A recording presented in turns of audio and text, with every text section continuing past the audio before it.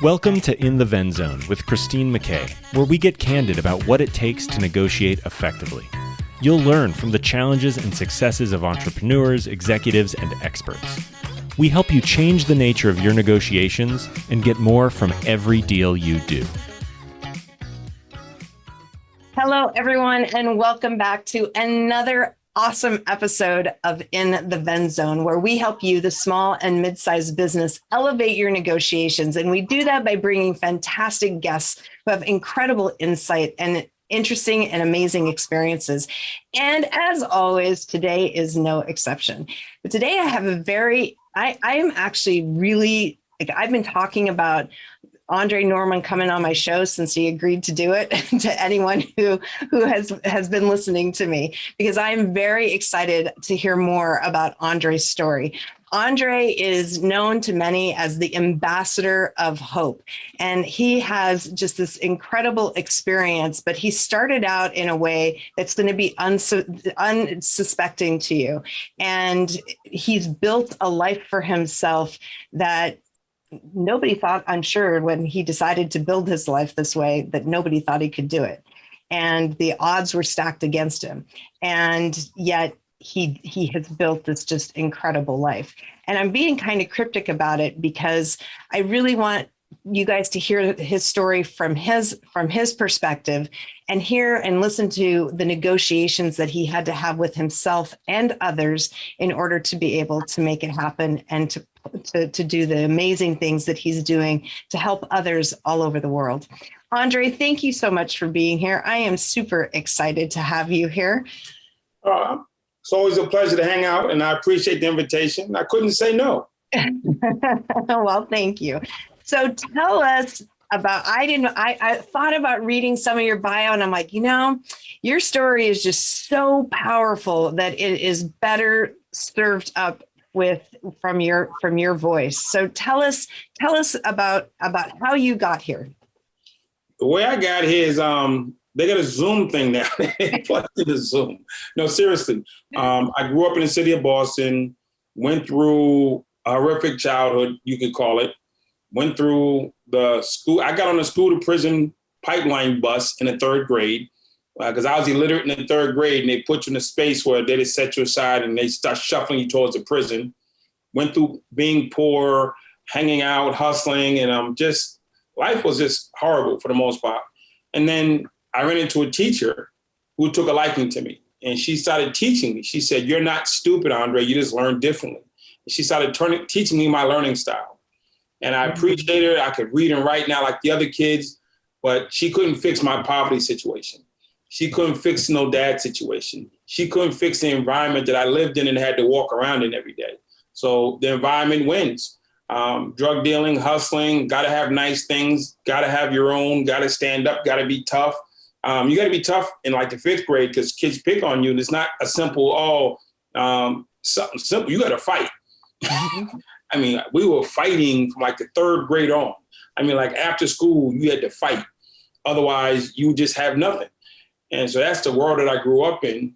And along the way, it was just reinforced. My sister's situation with addiction, my brother's situation with alcoholism, and I can tell you 1,000 stories, but you can go to Netflix or Hulu and watch Single Mom, 6 Kids and see my life story. Hundreds of movies out now. There's thousands of TV docuseries, and it's great. They talk social justice in 2021 and how it's unfair to treat people a certain way. Well, I grew up at a time when it was okay to call me a nigger. It was okay to throw rocks at my school bus. It was okay to deny me entry to certain places because I was Black. It was okay to pull me over because I was Black. I am so happy that we've come out of that to a certain extent. But I didn't grow up in that time. I grew up in a time where it was permissible. And my dad, not my great-great-great-grandfather, my father, who was still alive, was refused. It wasn't even refused. It wasn't even possible for him to be born in the hospital. He had to be born at home with a midwife. Him, my uncle and aunts were all born at home because Blacks weren't allowed to be born in hospitals in his day. So people think, oh, that's like slavery is a million years away. No, my father was born at home because of the law. And the law said Blacks can't be born in hospitals in Virginia the year he was born. And that's who raised me. And he raised me with the understanding of his lifetime.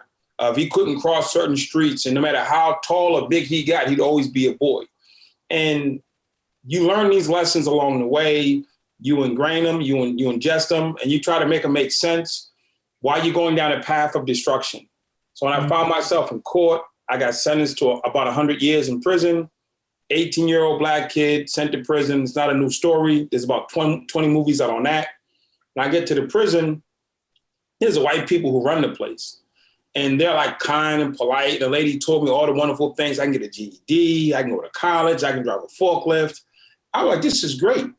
Then I walked into the housing unit and I learned the reality.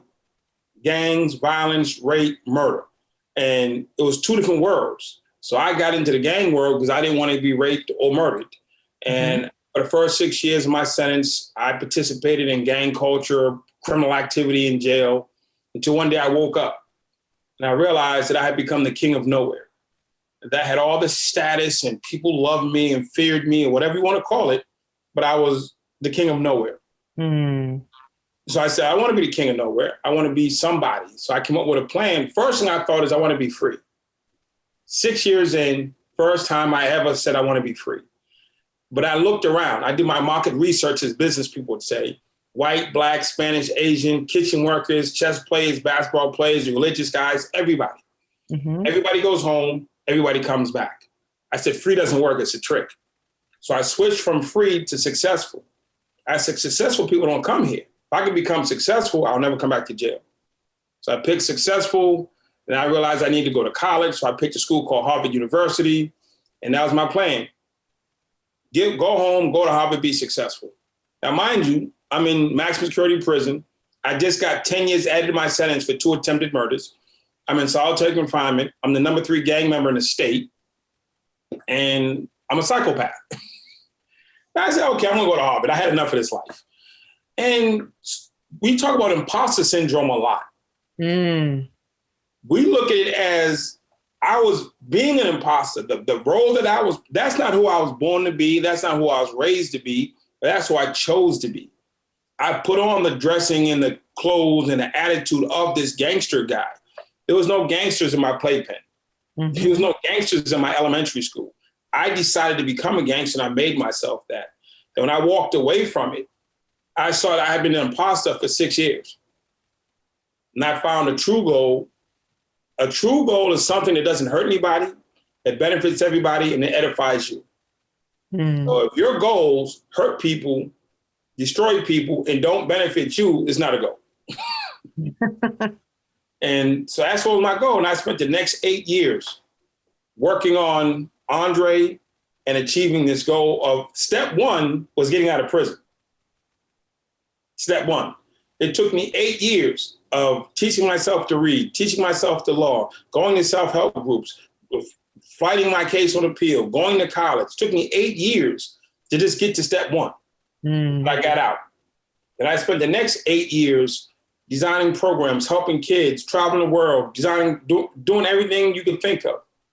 Then I spent the next 8 years building myself. And in 2016, I got a fellowship to Harvard Law School. I started that journey in 1991. And along the way, I was given a job at London Business School where I've been since 2020. No, excuse me, 2001. I've been at London Business School. 2000, we worked with President George W. Bush. We created an office of faith-based for him. And I've worked around the world with YPO. I'm the highest rated YPO speaker in the history, unless somebody beat me in the last 2 years.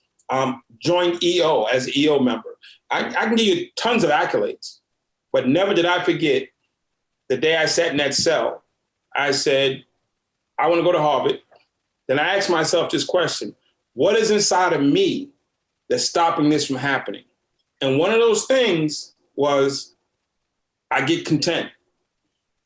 So these other things came into play: London Business School, the White House, YPO, EO, all these things are pouring on top of me. And I could have easily got content. I said, Dre, what was your main thing? These are great things, but they're distractions from your main thing. Don't stop. And I did not stop until I walked and got my email, anorman@harvard.edu. Didn't quit. And that to me, it was a 25-year walk, but I walked it. And I've done a lot of stuff in between and since. But my thing is contentment will kill you. I love that. Why do you think that? So that's just an incredible story. And I mean, you hear that all the time, I'm sure. But it's, and a lot of the people listening have heard some of my story, very different from yours, but homeless to Harvard and beyond kind of thing. I also had set that goal to go to Harvard, and getting that, that harvard.edu email, that it's a thing. It makes me so excited when I can go on LinkedIn and I see somebody went to Harvard Business School and it says that they were there for 4 years. And I'm like, no, you weren't. It's like, no. But along that path, I mean, as you're sitting in solitary confinement and you are kind of reimagining who you are, you're redefining who you are. What are some of I talk a lot about negotiations. The hardest part of a negotiation is the negotiation we have in between our ears. And what were some of the things that you did to manage that negotiation that you had to have with yourself every day? Well, first, I had to understand that what I was doing wasn't working. Mm-hmm. I've seen people be really successful in a business that kills them. Yep. It chokes the life out of them. If your business is choking the life out of you, it's the wrong business. So I'm in a business of drug dealing and contraband inside of prison, and most people don't understand the numbers. So let me give you some of the numbers. If you take a prison with 2,000 people in it, you make 50% of them from drug addicts. That's 1,000 people. A bag of heroin then was $50. So if you could sell every addict a bag of heroin, that's $50,000 a day, $350 a week, $1.4 million a month just in heroin sales. This isn't like $20. Let me get a soup and a soda and a pack of cigarettes. You're talking about millions of dollars a month being made behind these walls. And I'm the third-ranking gang member, so I'm like in there. I have a lot of market share that I control and influence. So it's never been about what I'm doing isn't work. It's really lucrative. The problem is my business was killing me because my business called for me to be in prison, locked in a cell in an inhumane space. So I had a great business, but it wasn't any good for me. So I had to understand that my business was wrong and I was on the wrong path. Success, being money in this instance, wasn't everything.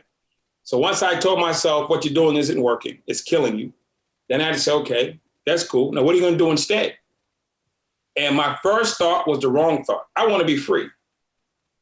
Free is not really what I wanted. Free is just in the parking lot. So somebody says, I want to make money. What does that mean? So I want to be free. What does that mean? It means you're in the parking lot. That's it. And the truth is, I could have sat on not me personally, the average person can sit on their bed for 10 years and they'll put them out in the parking lot. So if your freedom takes nothing to get, what is it worth? So that comes down to parents or people give you things. People don't value anything that's free. All the trainings and the seminars, if it's free, people will blow it off.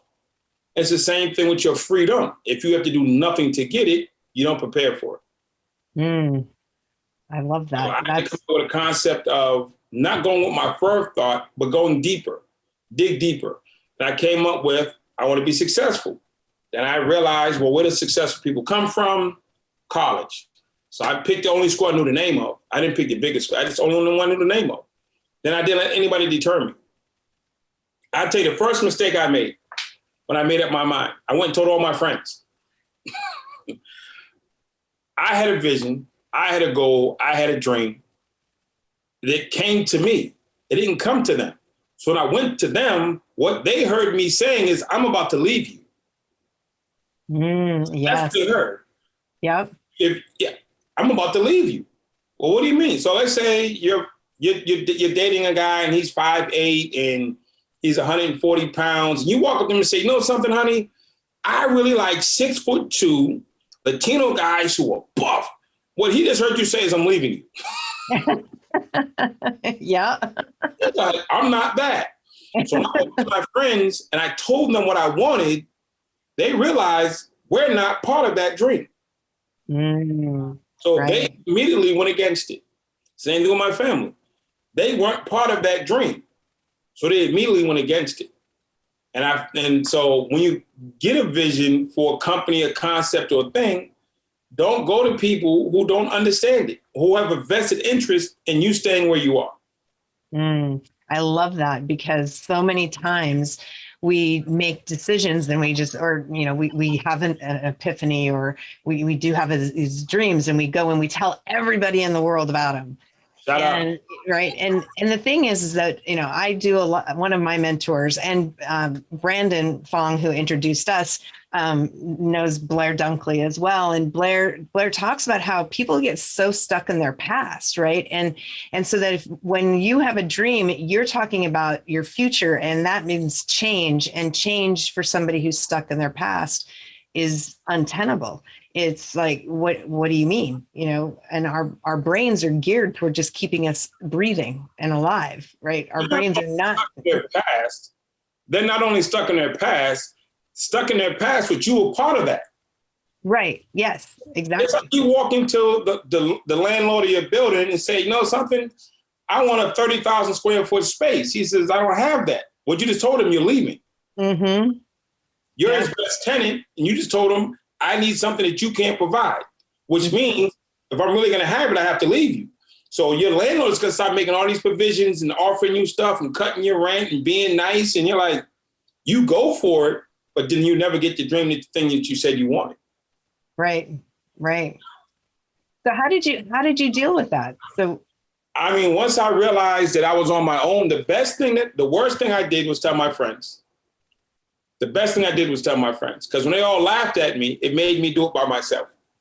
I didn't try to double convince them. When they laughed and said it's not possible, it just said, I got to do this by myself. Now, there's a lot of people who will give up at that point because the friends didn't agree. For me, it just said, I got to do it by myself. So I started on this journey by myself. Because had they said yes, I'd have tried to take 15 guys from maximum security prison to Harvard, and it wouldn't have happened. So I'm glad he said no. Mm-hmm. Wow. So I just created a routine. I wrote my goals down. I was clear on my goals. And I was clear on the things I need to fix inside of me. My goals weren't the problem. I was the problem. So I said, what's inside of me that's stopping this from happening? The prison guard is going to be the prison guard, is going to be the prison guard. He still might be standing in that same spot from when I was there. He wasn't my roadblock. The cell that I was in is still a cell. That wasn't my roadblock. I was my roadblock. So there's some things that are permanent and fixtures that have nothing to do with us. But we give them importance and credence, and we start making them the issue. Kind of like we always have kind of in negotiation, we do that a lot too. We put the emphasis on the wrong things, and it leads to suboptimal outcomes as a result, because we're not looking inward enough to say, to question ourselves. We don't have that clarity that you mentioned, right? Being very clear on what it is you want and what's important to you is really important, especially when you hit a point where now you need help from other people. So you clearly hit a point where you were going through this journey on your own while you were in prison, but that where you needed help from somebody else. How did you, what's that? You need help, but if you're not stable, you're gonna go find unstable people to help you. Right. If you're not happy, you're gonna find other unhappy people to help you. This is the law of attraction now. Yeah. So that in which you are is what you attract. So if I'm a happy, outgoing, helpful person, and I try to go up on somebody who's grumpy, he's not gonna want to hang out with me. But if I'm grumpy, miserable, and I go up to a grumpy person, we can be grumpy together. Let's go. So the law of attraction kicks in here. And one thing that I learned early in my prison sentence is projection. You have to be clear on what you're projecting, because that's what people are reading. I don't treat you based on who you are. I treat you based on what you project to me. And the way you treat me and what you project will determine how I treat you. Period. That's across the board, no matter who it is. I was in prison, in maximum security prison out in Pennsylvania. I got shipped from Massachusetts to Pennsylvania for being a troublemaker. I get to the new place. I'm in a giant dome with about 200 guys. I get on my bunk, 11 o'clock, I go to bed. But at 11:20, 5 guys got off their beds, ran across the floor, and attacked the guy. At first, I thought it was just a regular go and beat him up. But when they finished beating him up, they raped him. All 5 of these guys took turns raping this guy. Then they went back and jumped in their beds. And I'm like, okay, this is not good. I stayed up the rest of the night. And I listened to that guy who got raped stayed up the rest of the night.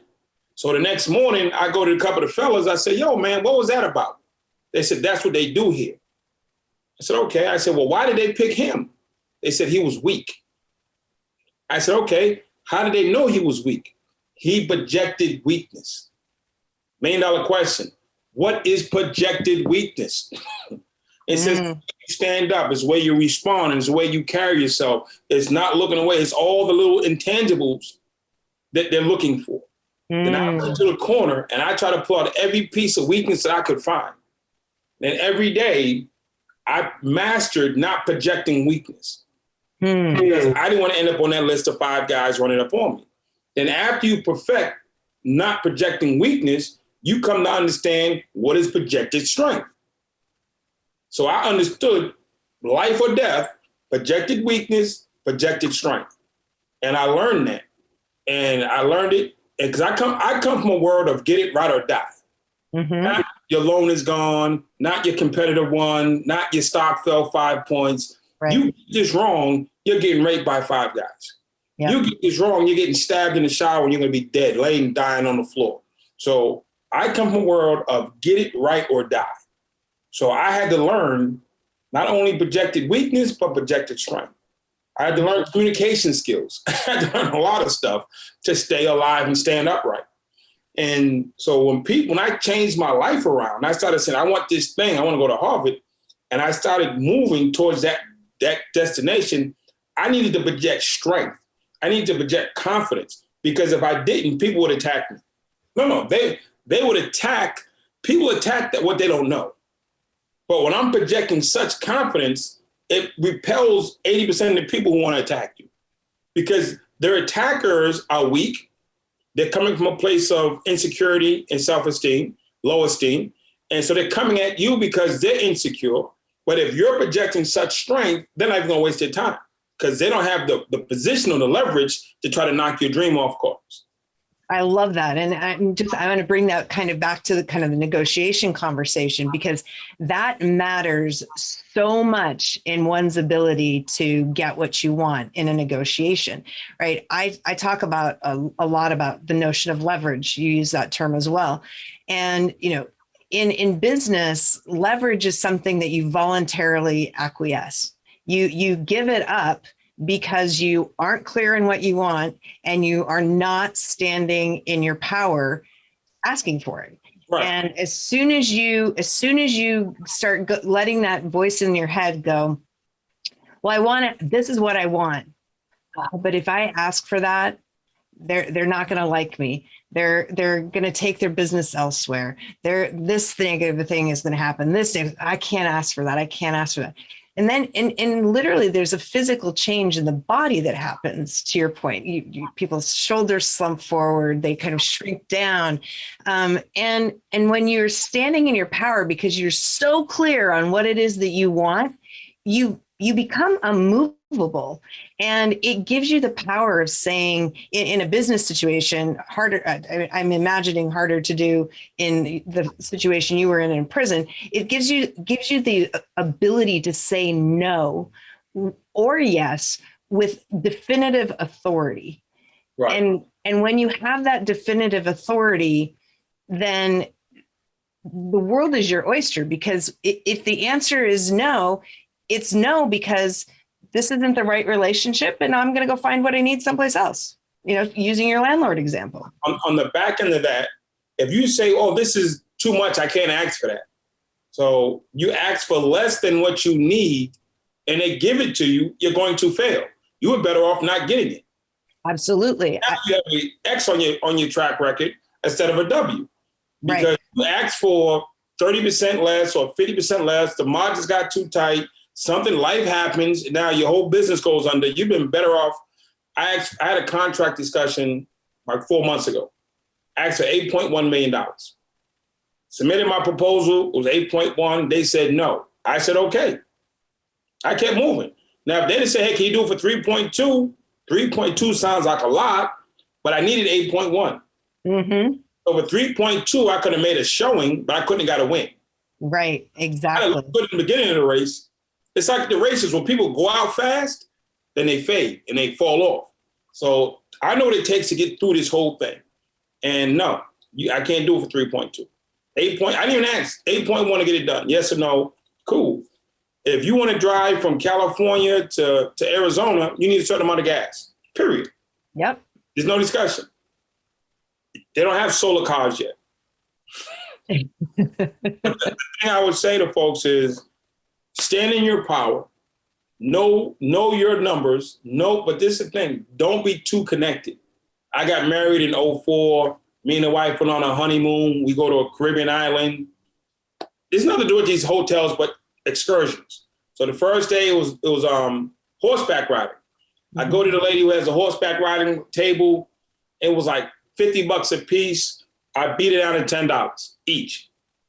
I'm like, you got no people. I'm the lender today, but I talked it out at $10. She's like, it's better than nothing. She doesn't lose. She takes it.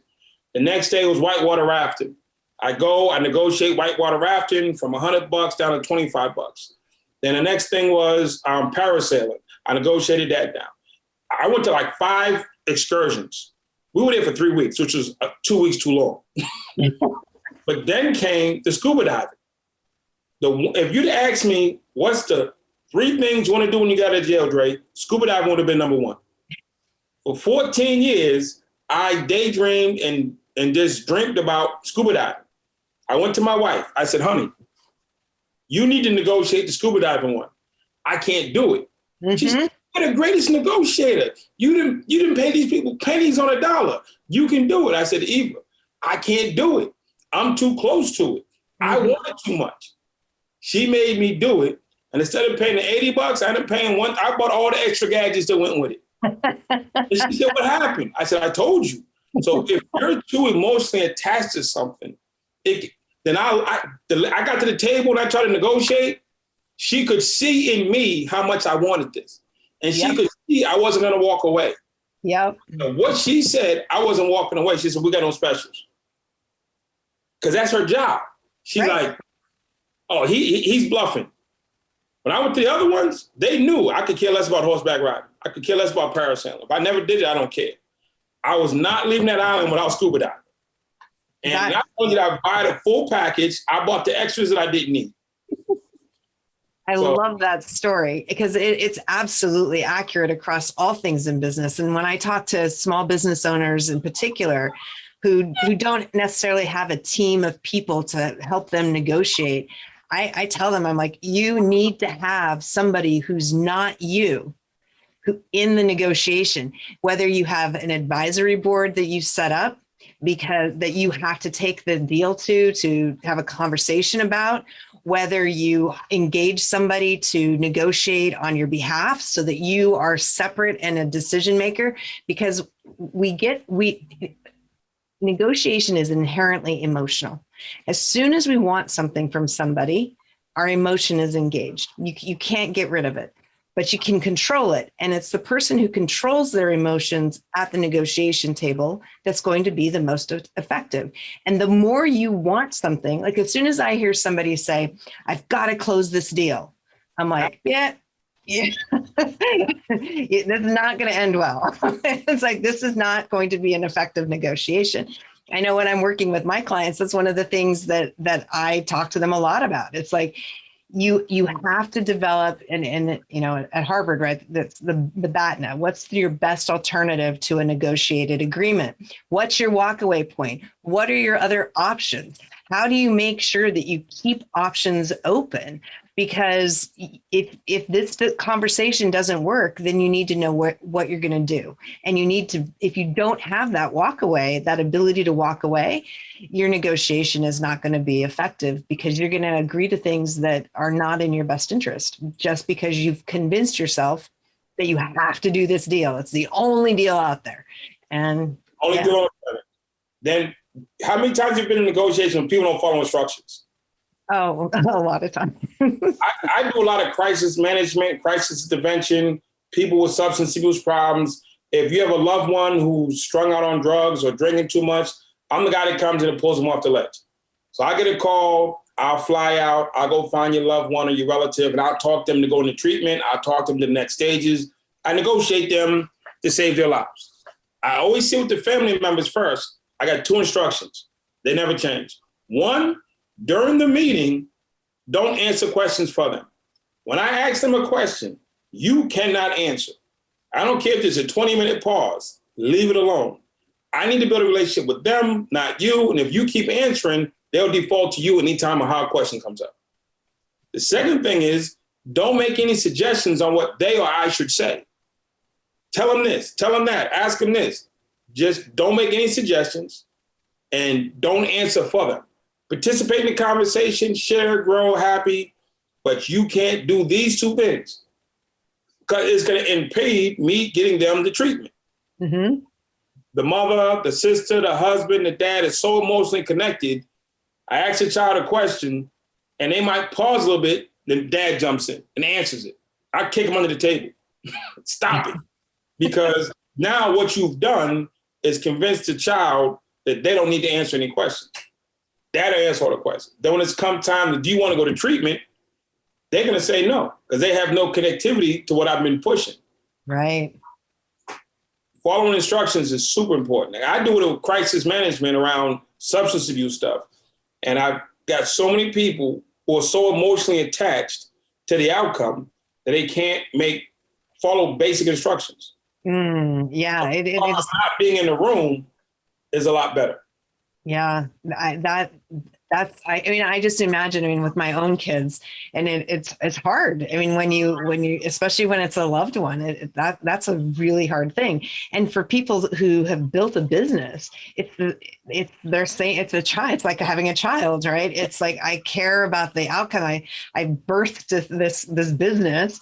And so it becomes hard to not say, to not interject. And you made a comment that I want to make sure that we hit on. It doesn't matter if the pause is 20 minutes long. And listening, I talk about how listening is a full body activity. It doesn't happen with just your ears. It happens, if somebody walks into a room and they're wearing a certain cologne or perfume, that communicates something. That's a piece of information. If somebody's facial expressions, they're nonverbals, that's all information, right? Listening is a full sensual experience. And the thing is that we ask questions, and then I do an exercise where I get a group together, and like one person asks a question and the person who asks can't say anything. And I give different people in the group a different time that they can start to speak. And inevitably, by the time the last person is getting ready to speak, which can be as short as a minute, but as long as 5, right? The person who's asking is like leaning and practically halfway across the table. Their mouth has started to move, but they're not saying a word because they know they're not supposed to. But that anxiety that they create about needing to fill that empty space, that dead air, is just palpable for everybody. And inevitably, the last person that speaks has some of the most valuable insights because they've been listening to what everyone else has said. And if the person who asks the question interjects too soon, they lose the benefit of that insight, which could have been a groundbreaking observation. When I go to meetings, if it's an hour-long meeting, I won't speak for the first 40 minutes. I just sit there like this. Because anybody can ask a basic question. How are you feeling today? What's 2 + 2? What do we hear? I don't answer any of those questions. Because when you're in a meeting, your voice can only be used so long before they go tone deaf. If you've answered 10 meaningless questions, when you answer the one serious question, it runs into the other 10. Mm-hmm. What did he say? Well, he answered 10 questions. If I only answer 2, and they're both significant, then I'll be remembered for the 2. But if I answer 8 minimal questions and 2 serious ones, they all blend together and my voice is dissipated. So I teach and I go in, I'll sit for 40 minutes like this. I don't care how important it seems. We got an hour. Nothing really kicks off the last 20 minutes. It's true. The best part of any meeting is the last few minutes of the meeting. That's when there's a lot of decisions. And so I come in at minute 40, people are like, okay, give him space. We haven't heard from him yet. But if he spoke 10 times, they're like, I wish he would shut up. I like that. I mean, when I'm on negotiation meetings or calls, my first 2 meetings, I speak very little. I'm really trying to observe how all the different people interact with each other. If I'm negotiating with a team or my counterpart has a team, I want to see how their team is interacting, who likes who thinks, who looks at, who's rolling their eyes when somebody speaks, kind of what's the level of respect amongst that team. I want to observe how my team is interacting with that group, with the counterpart. And I'll do that for the first couple meetings before I say much of anything. And I always kind of like it when I'm on the phone and in a negotiation and my counterpart's like, are you still there?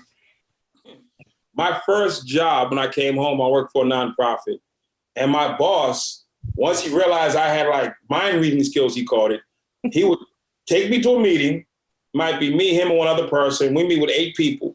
And I would just sit there at the end of the table and say nothing. At the end of the meeting, when it was all said and done, when everybody left, he'd be like, okay, Dre, tell me who's who, what's what. I can tell you who's the real leader, who's the breaking point, who's connected to who backs up who doesn't support who. This is what he's not going to give on. This is what she'll give. And just because I grew up in prison, they walk into a prison and you stand there, you gotta look around, there's like 300 guys around you. You got seconds to read body language, seconds to read intentions, seconds to read variables and possibilities and process it all and come out with a real output. Again, get it right or die. So he's taking these meetings with like 7 to 8 people. It was nothing. They don't know how to hide their emotions or their thoughts or their interactions with people. I mean, I'm dealing with professional people who hold in and hide emotion, criminals. You put me in a room full of like business people. I used to just sit there like this. They're having a regular conversation, negotiating, they bring up the different points. And as soon as the meeting was over, I give them a full breakdown of every person and where they are and where they stand and how to break and get through them. We did that for 4 years. I mean, because in business, in situations where you're not in life and death situations like you were in prison or in a refugee camp or, any of these situations like that, we're not trained to keep our emotions at bay. We're not trained to, even when we say we're shoving our emotions, we're not. One of my favorite psychologists is Dr. Paul Ekman. And there's a TV show about him and his work called Lie to Me. And it's all about micro expressions. And he did a lot of research, I think in the 60s, about how the human face contorts into certain expressions universally. Every human does it in microseconds. They don't last for long, but you cannot control them. They are involuntary. So whether you have contempt for somebody, whether you are happy, I can't remember all the 8 off the top of my head right now, but those understanding micro expressions, because we can't hide our emotions. We can't hide that basic level of emotion is super powerful, and being able to read the room and understand kind of who's doing what. And we do it all the time. I'll tell you this, I negotiated for my first boss over 4 years, $25 million. What I didn't negotiate was a better contract for me around that $25 million. Because I trusted him blindly, never negotiated anything, but I negotiated for him. Everything I did for him, I never did with him. I just gave him a pass and just never even said, okay, what's his intent with me? Was because he gave me a job. I just said, oh, he's great. And I just kept running. I never looked over my shoulder. 4 years and $25 million, I walked out of there with next to nothing because I was an employee, not a partner. You know what I'm saying? And my house, my car, my phone, my credit cards, everything was attached to the business. So when he pulled the plug, I ended up with nothing. And I was like, okay, that was a good experience. So what were some of the things you learned from that experience, and how have you applied them? Before I negotiate for you, make sure that I'm taken care of before I help you take care of others. Oh, hey, let's just go get this thing and then I'll take care of you. Nah, rode that bus. We need something in writing for me. So when I do this thing for you, it doesn't change later. Because so often when I need your help to get $100 million or to get 10 million or get $1 million, I'm going to give you half before I get it. Once I got it, I'm like, do I really need to give her half? That's a lot. So want to negotiate. People negotiate in good faith, and they'll give you astronomical numbers when they don't have the thing. But once they physically have it and they have to release it, it's different. You're asking someone to release $500,000 or $5 million or 50 or 30% or the equity. It's easy to agree to it. It's so much harder to actually release it. I really like that. I did an episode with Kevin Thompson. I don't know if you know Kevin. He was part of the Genius Network as well. But he's built a $16 million business on handshakes. So he doesn't do contracts. And so we did an episode, I think it was episode number 2, which is about kind of what that means, kind of when you do business on good faith. And, it's, a lot of businesses do it, but there's a big risk that goes with it. And, people's memories are not great. So people's memories are not good. You can do that, but you have to be in a certain space and place, and you're dealing with certain folks. You can't be doing with startups because good intentions don't mean anything if the numbers out there. Yeah, absolutely. So there's some baseline to he vets his people. He just doesn't just do handshakes with everybody. Oh no, he totally vets his people. He has a partner who helps vet with him, and so it's a team effort to do a handshake deal. Does the deal make sense? Do the people make sense? And can they do this without me?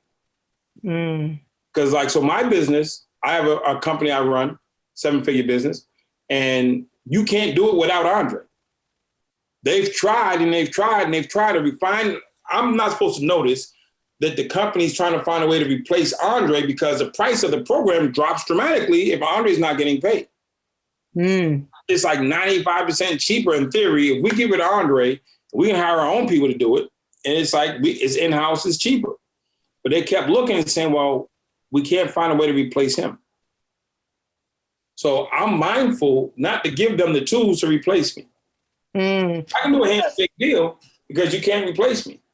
But that goes to knowing your value, right? And, when we understand the value that we bring, then that makes that kind of conversation a lot different, right?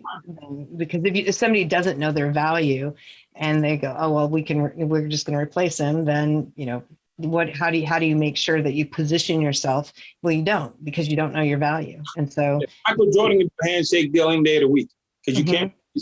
Yeah. Tiger Woods is not a replaceable commodity. True. So when you have a commodity that's not replaceable, you can negotiate differently. Versus you have a product that they can replicate. Right. Exactly. So you have to understand what you're selling, who's buying, because everybody always wants cheaper. I don't care. If I'm paying you $100, I would love to pay you $50. You might be worth $100, but you told me $50, I wouldn't cry about it. So everybody's always looking to say, how can I save money?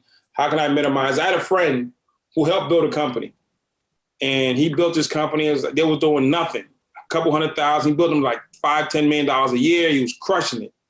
Then they maxed out at 8 or whatever they maxed out at. That was just their number. They're not getting any bigger than this.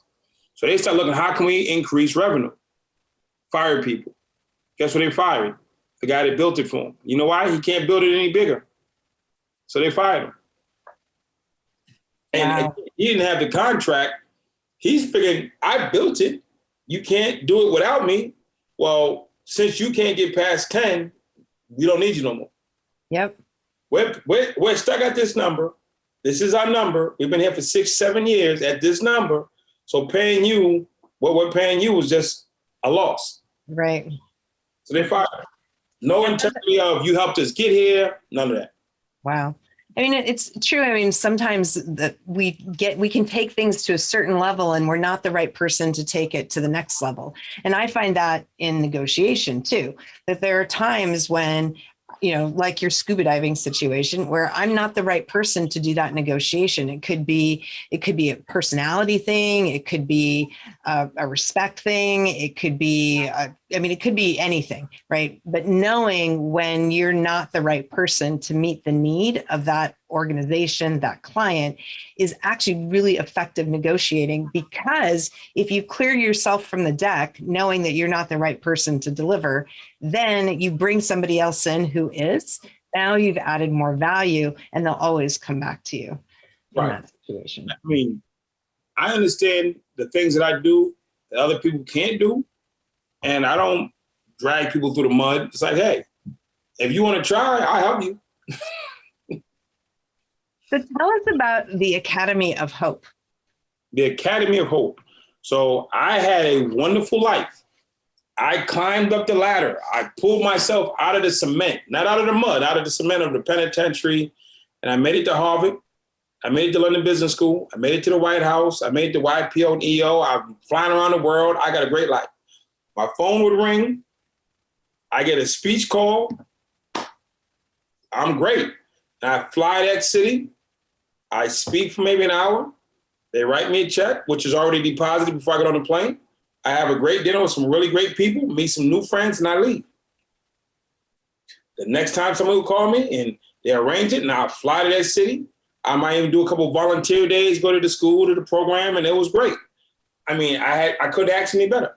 I mix my volunteering with my company. So if you hired me for a speech, I'd do 1 or 2 volunteer days in your city. High schools, prisons, homeless shelters, and I would do that.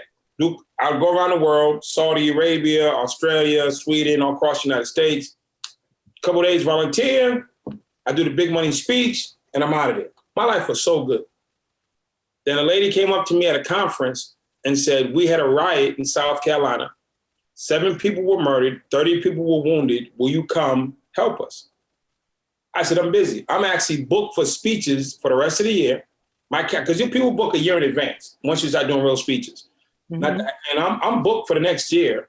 And I'm about to go on vacation. It's the beginning of August. I'm going on vacation, and I can start to work 1st of September. And she said, no, we need you. People are dying. So I canceled my vacation. I flew to South Carolina. The entire prison system had been locked down for 5 months. And I went into the prison. I went to the prison where they had the 7 deaths and 30 wounded. I asked them to open all the doors. They said, Dre, we can't open all the doors. They're going to kill each other. I signed a waiver. They opened all the doors, and I talked to the men about expectations, about how they're conducting themselves, how they're carrying themselves, the greatness that is waiting for them, and what they need to do to reach that greatness. And over 6 days, I went to 10 prisons and spoke to 8,000 men. And in that time, there was not one fight, not one assault.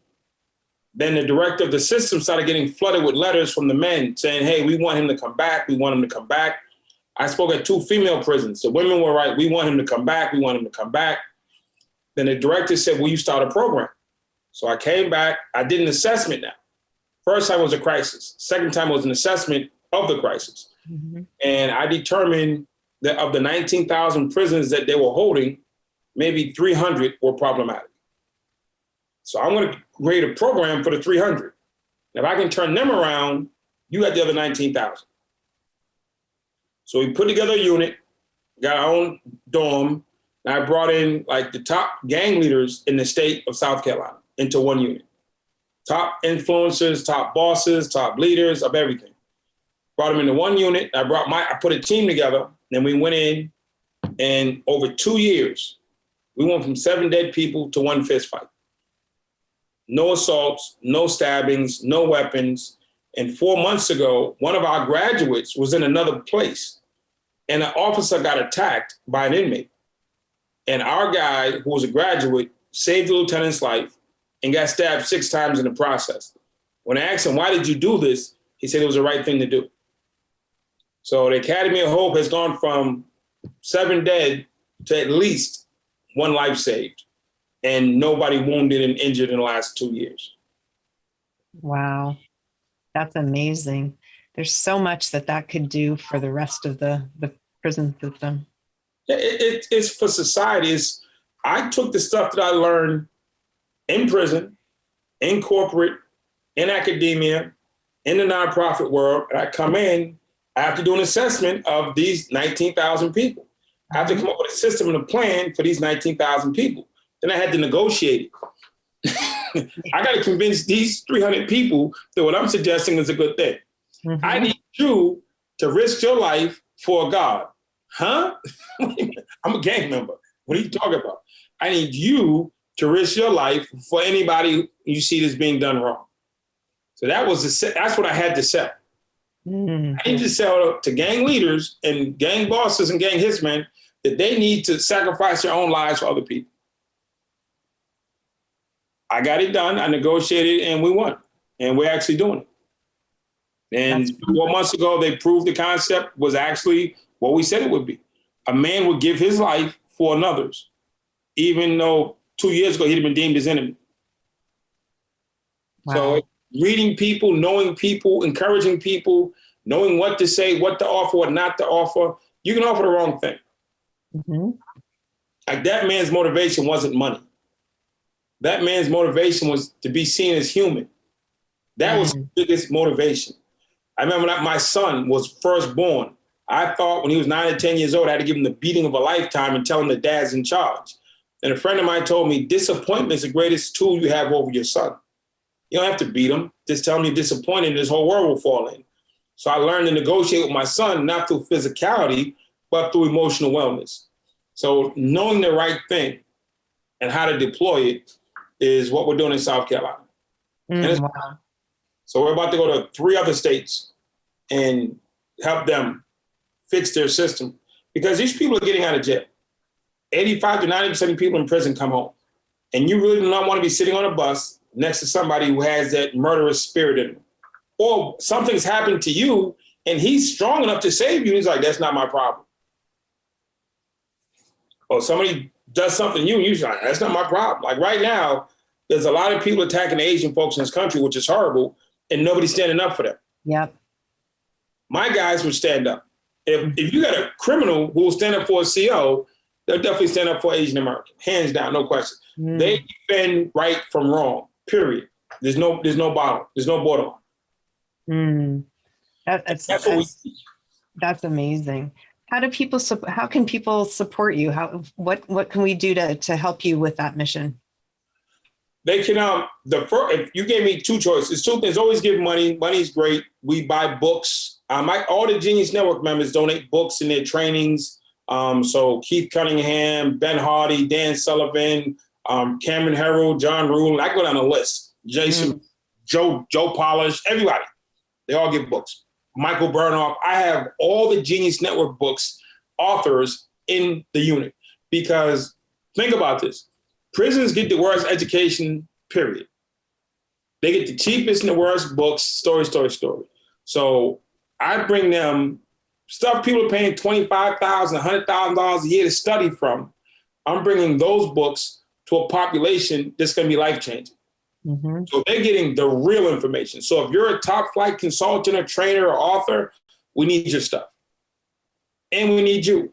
So we've had Genius members fly and come in and talk to the people. They do a 1-day mastermind with my guys, and it changes everything. So if I had one request, the first request would be you come in person to the prison, come in, sit down. My son has been in. My girlfriend has been in. I mean, everybody goes in. It's not like I have 5 females on my staff to go in every day. So it's completely safe. I would love for you to come in, whoever the you is, come in person would be the number 1 ideal thing. The second ideal thing, you could send a donation that could go towards buying books or buying stuff in the gym closet. We have some guys that just don't have. We buy soap and toiletries. There's that. And then you can send books and trainings. Say, hey, Dre, I'm going to give you 100 copies of my book. I'm going to give you 20 copies of my training. And we have virtual trainings now, too, where you could come online. We have a lady from Sweden literally called me yesterday. She has, it's a letter. She does a letter campaign. She does emotional wellness through writing letters. She's going to do a 1 month training, four Tuesdays in May. She's going to train my guys in emotional wellness. She said, I can't come, I'm in Sweden, but I can do 4 Tuesdays training. We'll set it up virtually and bang. That's amazing. Well, sign me up. I would be honored to be part of that. That would be. You're all in. Yeah, I definitely am in. So we will include, so for everybody who's listening, we will include all of the appropriate links and all of that in the show notes, which you can actually find at venn.zone. And Andre, it has just been amazing to have this conversation with you. I know people can find you at andrenorman.com. Is there any other links that people can find you at that you want to? I mean, I'm on Instagram at Andre Norman. I'm on Facebook at Andre Norman. Our website is Andre Norman. Or they can just call you. I mean, if somebody has, if somebody has a problem that's not an email scenario, they got a real problem, a loved one in jeopardy or something like that, they call you, we can get on the phone, we can help them out. Yep. Get connected to you, we're going to help them. I'm saying, so that's first and foremost. So whoever, I don't care how great your business is doing, how your kids doing. How's your marriage doing? How's your brothers and sisters doing? How your parents doing? Right. So my biggest thing that I've done in my life, this is what I do. I realized one day that I'm going to die. So they're going to put a tombstone with my name on it. It's going to say Andre Norman, 1967 to 3050. So I'm going to be around for a while. The first thing it's going to say is Harvard Fellow, because I did that. Second thing it's going to say Honorable Son. It's going to say Honorable Son because I went to my dad's hometown in Virginia where he had to leave because it was Jim Crow South. I went in there, man, I did probably like $300,000-$400,000 worth of work. And at the end of the week, we sat at a table. I said, okay, it's time to pay up. I called my father on speakerphone. And the first person said, hi, I'm the mayor of Petersburg, Virginia, and I want to thank you for your son. And the second person, I'm the police chief, school superintendent, fire marshal, sheriff. And they all went around the room and they thanked my father for me coming to Petersburg. And they sent him a plaque. And he was born and raised there. He loved that place. He had to leave because it was hard to live there as blacks in the 40s. But he loved that place. He told me all the stories about it and I didn't want to hear any of it. But I went to his hometown and I made his name good again. And I gave him a good feeling about his hometown. Mm-hmm. And so I did that. And then for my mom, a couple of years ago, I mean, every mother, you included, you have one thing. Are my kids going to be okay when I leave? That's the ultimate question. And I went to my mom and I said, Mom, I've made enough. I've done enough that when you go, I'll look out for the rest of my brothers and sisters. There'll be no homelessness in our family. There'll be no hunger in our family. There might be some disappointment and disagreement, but ain't nobody going to be hungry or homeless. And I was able to tell my mother that I can take care of her number one concern. Honorable son for those two reasons. One for dad, one for mom. So I ask people, what is going on your tombstone? What is your intent? What are you putting on there? I'm working on mass incarceration right now because I want that. I ended mass incarceration on my tombstone. Then I'm working on social connectivity, like how do white, black, Spanish, Asian, Jews, all of us get together. So I'm one at a time. Got my Harvard Fellowship. I'm listed as an honorable son. I'm working on mass incarceration. And I'm getting the social justice or social interaction or social equality, whatever you want to call it. And I asked your people, what are they going to put on their tongue? What are you going to put on? Ain't going to be no long sentence. Harvard Fellow, honorable son, ended mass incarceration, human justice. I'm going for it. That's how I live my life. I negotiate my life based on my final chapter. I love that. You always need to know where your exit. What's your exit strategy? What do you want it to look like when you exit? Whether it's your business or life. Do you want all your kids sitting around determining what's going on Mom's tombstone? No. Say about Mom. She was funny. She was a great mom. Everybody's tombstone. Great dad, loving husband. Really not. I'm past that. Yeah. One of my other guests, Megan Gardner, made a comment that that we on our tombstones, we have the year we're born, the year we die, and the majority of our life is represented by the dash in the middle.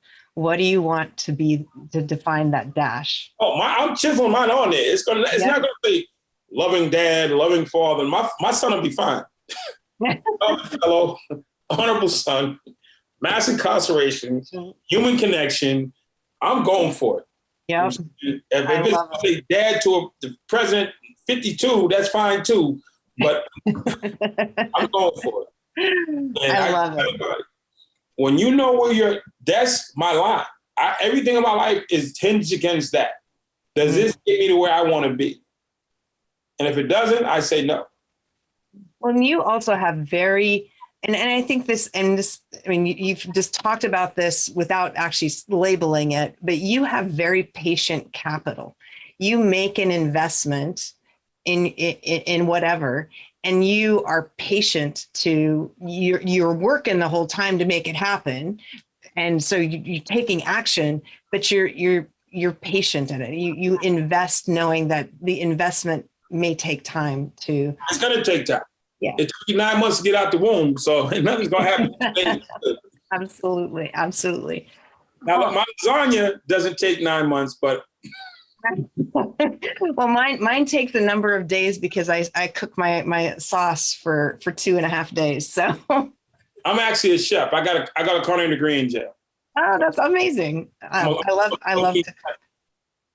Well, Andre, thank you so much for being here. It's been an absolute honor chatting with you. I have learned a lot from you, and I think everybody who is listening, our audience, will have learned a lot from you as well. And so I just really appreciate you. I appreciate the work that you're doing to end mass incarceration. There's a personal connection for that for me. And so I really, really appreciate that. So, and to all the listeners and to the audience, thank you so much for tuning in to another episode of In the Venn Zone. And just remember that negotiation is nothing more than a conversation about a relationship. And you cannot win a relationship, but you can get more value out of it. And we will see you next time on our next episode of In the Venn Zone. Have a great day and happy negotiating, everybody. Thank you, Andre. Thank you. Thank you for joining us for this episode of In the Venn Zone with Christine McKay. We invite you to visit our website at www.venn.zone to access the show notes and other helpful resources. Empower the negotiator in you and successfully level the playing field. Join us again next time here on In the Venn Zone.